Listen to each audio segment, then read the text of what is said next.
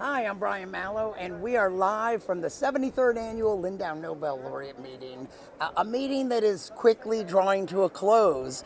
Tonight was the last full day of scientific programming, although we have one really fun final day tomorrow where we're going to go to a beautiful little island of Malow Island, and we're only going to have one scientific panel discussion, and then the rest is just social, which is what's going on right now. The programming really ended today, and it's Bavarian evening. This Thursday night is always the Bavarian evening, and it was pretty fun, right? Great time. A lot of people are dressed in Bavarian clothes, and other people are dressed in clothing from other cultures. So this year, it's a physics meeting at Lindau. You know what? Could we get a little level?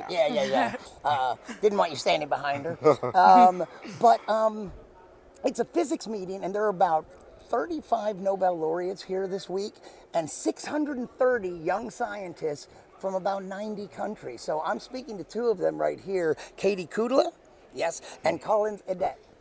And we have an interesting connection because one of the interesting aspects of the Lindau meeting is that the process that the young scientists go through to get invited.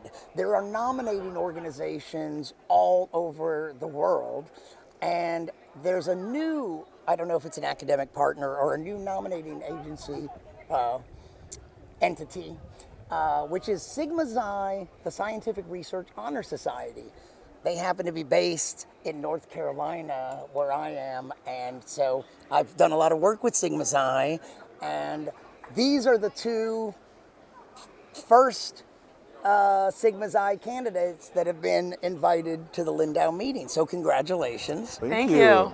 Katie and Colin. So let me ask you a little bit about you and your science and a little bit about your impressions of the meeting now that it's almost over. So Katie, you're an astrophysicist? Yes. Excellent. And what do you study? So I look at specifically galaxies and how they form and evolve through time. So I just finished my undergraduate and got my bachelor's a month ago maybe, and I did two different projects. So in the first 3 years of college, I worked on reconstructing one of the relations that exists in astronomy called the baryonic Tully-Fisher relation, and we looked Which we're all familiar with. Oh yes, simple stuff. No, we looked at spiral galaxies, specifically galaxies that host supernovae, and we were in the middle of an observing program with the Green Bank Observatory in West Virginia. What's the point of observing that? What are you looking for? We're looking at the neutral hydrogen in each of these galaxies.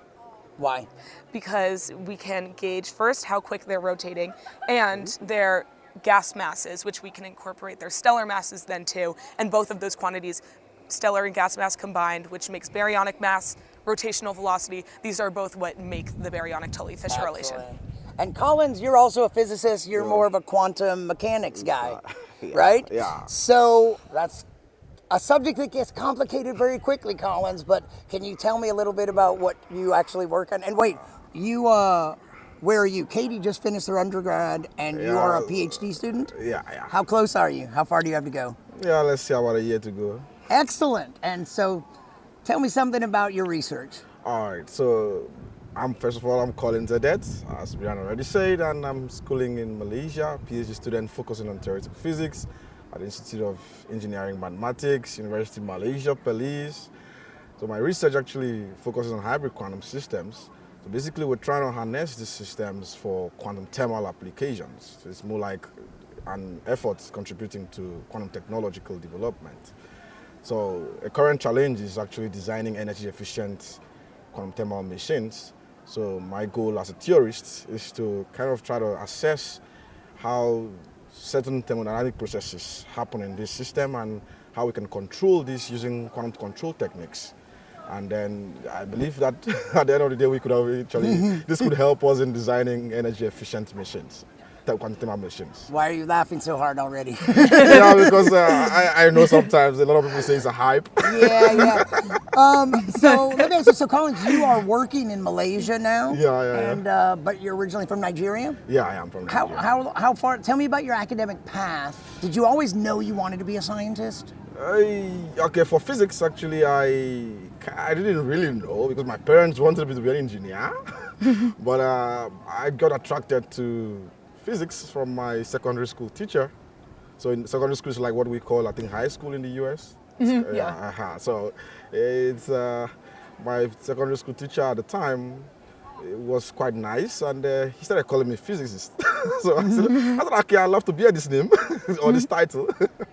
And then I got interested, and then got into university to do my bachelor's in physics, and then I got interested even more when I started getting exposed to concepts, and I was more attracted to the physics. And then I said, okay, I'd love to be a theorist. And I moved on to do a master's, and today I'm going for a PhD. Yeah. Yeah. That's excellent. And I should say the Lindau Nobel Laureate meeting is all about mentorship. Yeah. And that's why we have the Nobel laureates and we have the young scientists. The young scientists have to be under the age of 35, basically, because it's about mentorship. And if you're too far along in your career, it doesn't make sense. Yeah. So there are postdocs here. There are PhD students here, there are grad students here, and there are some undergrads. And so you're like just moving into your PhD program. Yes, right? yeah. And did you always know you wanted to be a scientist?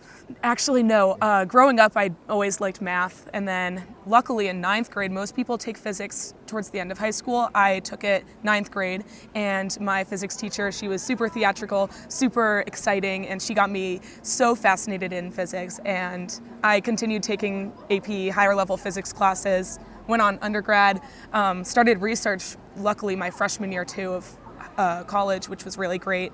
And then I switched my project. I did an REU at Santa Barbara last year. So I'm still working with galaxies, but a different project than the one I discussed. And I got into Santa Barbara for PhD, so I'll be going there this fall. Excellent. And before we talk about the meeting, I want to ask you about just science in general and your love of science. I'm assuming you enjoy and like science. It seems like you do. What is it that Katie, what do you love about science and your science? Mm-hmm. So it's actually funny. What first got me interested in physics was the, I guess, applicable and relatable math. So you're learning certain things that tie in with your everyday life. When you're walking around, you see a ball get thrown and you can figure out what's happening, physically speaking. But then now what's interesting me more is, I guess, like this more abstract side of physics. There's like this other layer that makes it almost like an art form where it's not so clear cut. Yeah. And that I think is really exciting. So I think where those two come together, you have astrophysics. Yeah. And Collins, let me ask you a slightly different question, which is,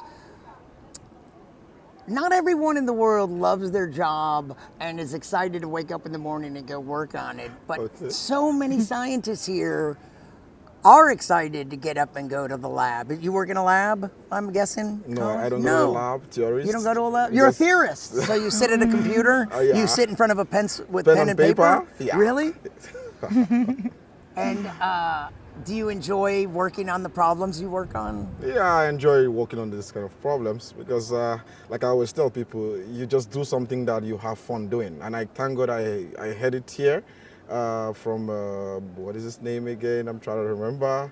Yesterday he told us that when you want to do something, just do something that you have fun doing. Elaine Aspect, did he?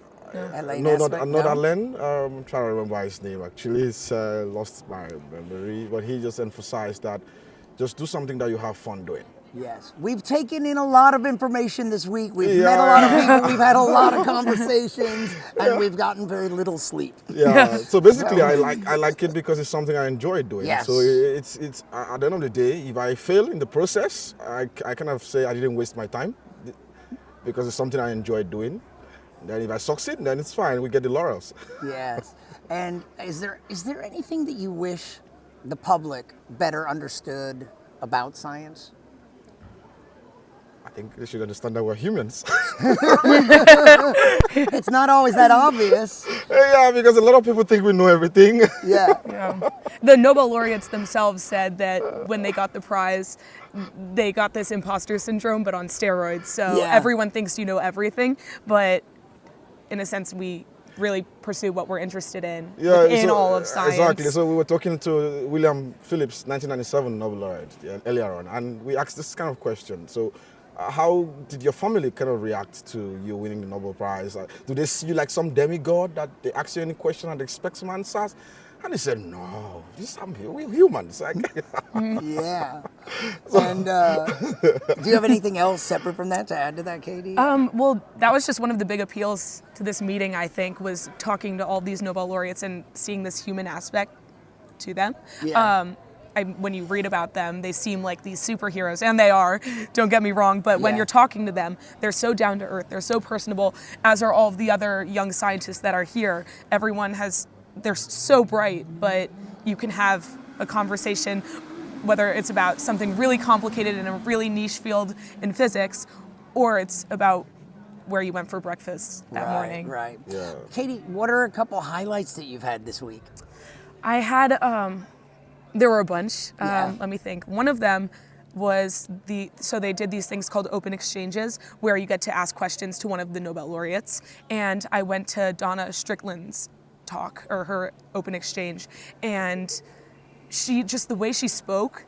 So most young scientists have imposter syndrome, guilty. And when I went to this open exchange, the things she said were really helpful. She just seemed like basically what Collins was saying, like, do what you enjoy. Life is short. You should really get into the meat of your research. And when I asked her experience with imposter syndrome, she was straight up, it got worse when she won the Nobel Prize. But when I asked her how she deals with it, she said straight up, she doesn't care. She was like, I don't care. I have imposter syndrome and I deal with it. Okay. The open exchange, so there are many different kinds of sessions here. Each laureate typically gives a single 30-minute lecture during the course of the week, and those are all recorded and open to everyone that's here. This meeting is not open to the public, but there are journalists and there's staff like me and other staff. There are lectures like that, and then there are these Agora talks that are more like, usually maybe there's a couple laureates and it's maybe a moderator and it's a conversation. But the open exchanges are kind of special because no one is allowed in the room except the laureate and the young scientist. And no journalist, no other staff, no one else from the organization is allowed in the room and they're not recorded. And that's so you can discuss anything, because you don't just ask them about, like you're talking about imposter syndrome. Mm-hmm. You're not just talking about science at those open exchanges. You can ask about science, but you can ask about anything you want, and you have the privacy of no one's going to know about it. It's just between you and the laureates. And I think it was at those talks that you really get to see this other layer to these incredible physicists. Yeah, so I think what is more profound is the fact that in this open exchange, or let's say in the Lindau meeting, you get this opportunity to ask them any question. So it mustn't be sciences, actually. It's sometimes about life in general. So you imagine that once somebody asked William earlier on, what was the most, apart from the Nobel Prize, what other thing in your life was very profound and important to you? And he said, marrying my wife.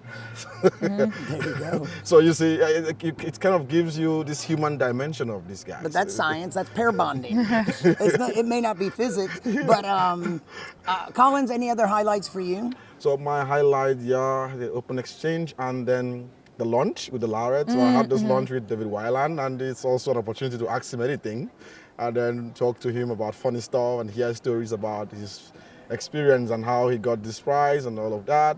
And then the other thing is the lectures actually are quite cool, and I will say I really enjoyed that Tonzellinger. This is quite sentimental, and Tonzellinger and Elena Expect, these are quite sentimental decisions in the sense that they're actually in the area of my research. So the talks were quite well planned, and I think the bringing in about 35 Nobel laureates in a singular meeting actually is something that I don't know how to express, but This is actually one of the most biggest scientific meetings I've attended.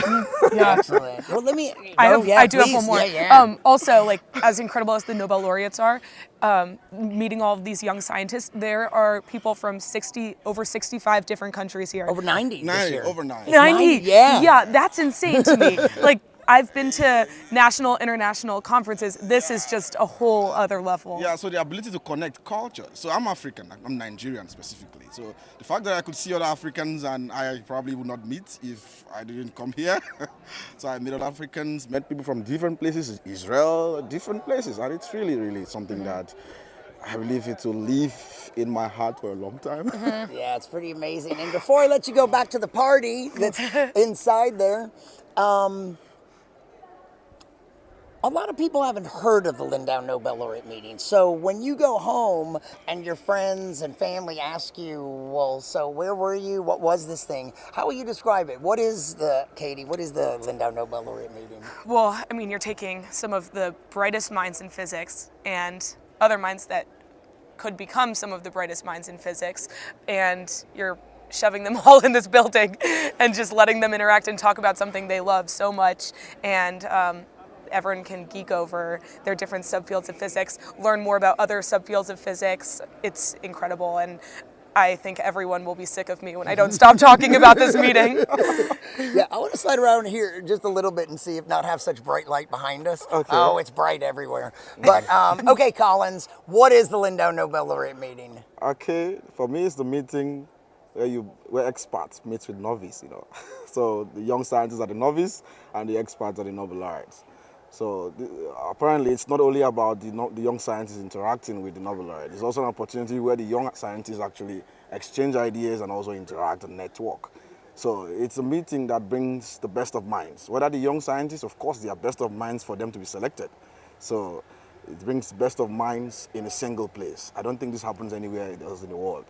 Yeah. And you know what? But I changed my mind. I almost forgot.